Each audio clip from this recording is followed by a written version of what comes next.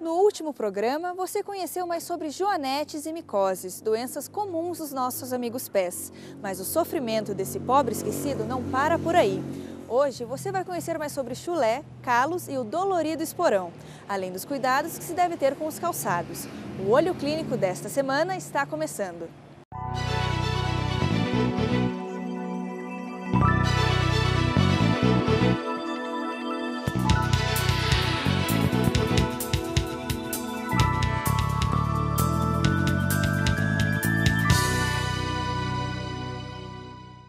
A senhora tem algum problema no seu pé? Tem, meu pé é muito alto e minha panturrilha é muito grossa. Eu tenho chulé. E calo? No dedinho, tem. Porque sempre o sapato pega no dedinho da gente, né? Tem sim. Eu uso uma bota, às vezes, que incomoda, faz um pouquinho de calo, mas é só às vezes. Calo eu já tive, né? Porque uma vez eu adquiri um tênis, a vendedora falou, não, laceia, não sei o que e tal, e não aconteceu, daí tive que ir numa calista para tirar. No final do dia, como é que seus pés ficam? Moídos. Olha, normalmente cansaço, né? Porque eu uso salto o dia inteiro, bico fino sempre, então fica bem dolorido no fim do dia. Aquele cheirinho desagradável que vem dos pés é conhecido como bromidrose, mas também tem um nome engraçado, chulé. Ele pode ser motivo de piadas, mas é sinal de que alguma coisa está errada. O chulé também é uma infecção que tem ali no pé, tá? Então o chulé ele pode ser causado tanto por bactérias quanto por fungos. A micose cheira ruim também, o fungo também faz um cheiro ruim no pé, que é o chulé. E a gente vê às vezes que a pessoa tem até vergonha de ir na loja provar um sapato. Por que tem vergonha de provar o sapato? Porque tem o chulé, porque tem uma micose ou tem uma infecção por bactéria no local. O chulé também acontece a mesma coisa do que a micose. O que vai desenvolver ele? A umidade que fica ali no pé. O chulé pode acompanhar outros problemas, como micoses, alergias e inflamações na pele. Mas nenhuma pessoa está livre da bromidrose, pois a principal causa são os sapatos e as meias feitos de materiais sintéticos, que não deixam o pé respirar. Os cuidados que a gente tem que ter com o calçado, com a secagem apropriada dos pés é a mesma coisa também. E o uso de um talco antisséptico. Se a pessoa tem muito chulé e se incomoda com aquilo, nós costumamos orientar o uso de alguns produtos que tenham ação tanto nos fungos quanto nas bactérias, que são alguns sprays antissépticos que a gente recomenda para o tratamento, em média de 2 a 4 semanas, e isso costuma ajudar muito.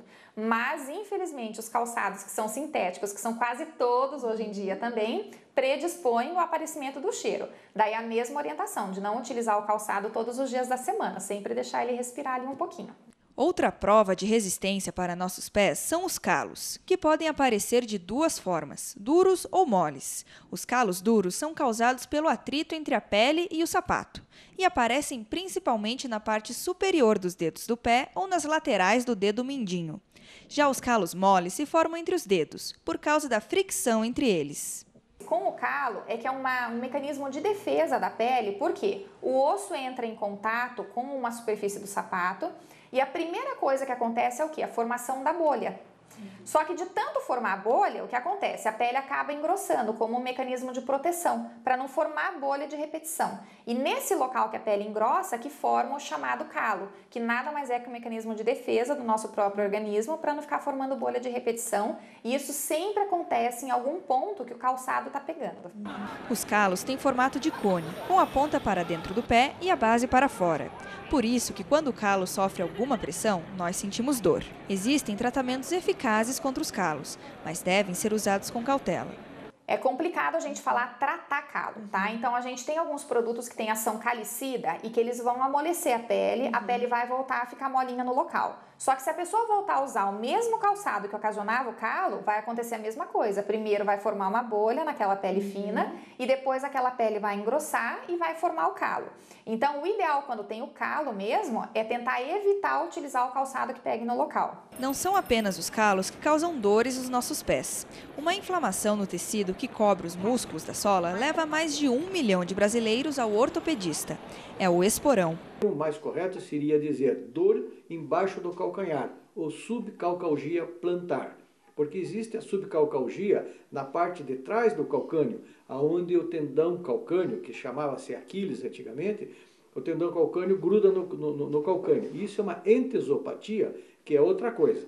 Mas o mais frequente que você está se referindo é aquela dor embaixo do calcanhar, que é a pessoa quando sai da cama de manhã cedo, ela pisa no chão e já sai mancando porque ela não consegue apoiar o calcanhar no chão. A planta do pé é composta por estruturas elásticas e rígidas, como os músculos e as fáscias, tecidos que ligam o osso do calcanhar com a base dos dedos.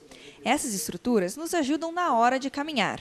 Um estresse excessivo nessa região provoca a inflamação e a dor. Essa dor, habitualmente, ela é causada por uma inflamação onde a fáscia plantar é uma membrana que existe na sola do pé. Então, onde essa membrana gruda no calcânio, ela causa uma inflamação. E essa inflamação se torna, por um determinado tempo, crônica. E nós temos, então, que interromper essa cronicidade e revertermos o quadro. Quem tem mais chances de ter um esporão são mulheres entre 40 e 50 anos, que praticam esportes como caminhada, corridas e maratonas. Pessoas que trabalham de pé por longos períodos ou com sobrepeso também têm grandes chances de sofrer com a doença. Mas existe tratamento, que pode durar até 8 semanas. Tratamento baseado em aparelhos de alongamento da barriga da perna, dos músculos da barriga da perna, para se usar à noite. São botas noturnas que se usa e que fazem a flexão dorsal do pé. Aquelas pessoas que aceitam isso relatam que melhoram rapidamente. Os alongamentos feitos em modalidades de fisioterapia também são muito efetivos. Todos esses problemas podem ser evitados com simples cuidados no dia a dia. Você toma algum cuidado com os pés assim no final do dia, já que você usa salto? Sempre passa um creminho, procura descansar para os pés para cima no fim do dia, né? É sempre bom. Eu uso aquele talco tênis pé e ponho meu sapato bem sempre no sol, uso minâncora, então não. Eu tenho um desodorante que eu uso no pé, mas basicamente só isso.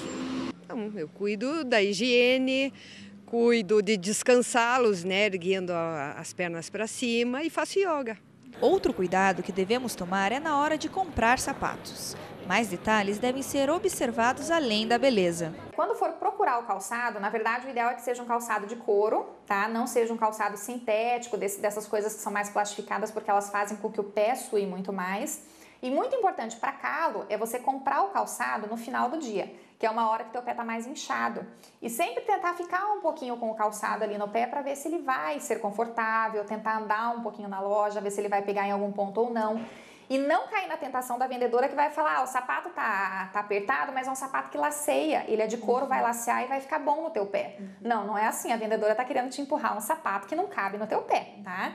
Então, muitas vezes, se a gente pegar um raio-x do pé sem o sapato, coloca o sapato, tira um raio-x do pé, o dedo fica todo apertadinho, encolhidinho, que é um sapato apertado. Então tem que tentar tomar o cuidado de ser um sapato folgado já na hora da compra, não ficar achando que ele vai lacear depois e que não vai ter problema com o pé. O pé foi feito para andar descalço com o calcanhar no chão. E o calçado, originariamente, era feito para proteger o pé do solo. Então todo calçado que produzia essa proteção do pé ao solo, as imperfeições, o calor, as mordidas de bicho, etc., é o melhor calçado que existe. Nós sabemos que o tênis, que nós chamamos aqui, que é o sport shoes, ou tênis, é um calçado que nós usamos com muito conforto para o nosso pé.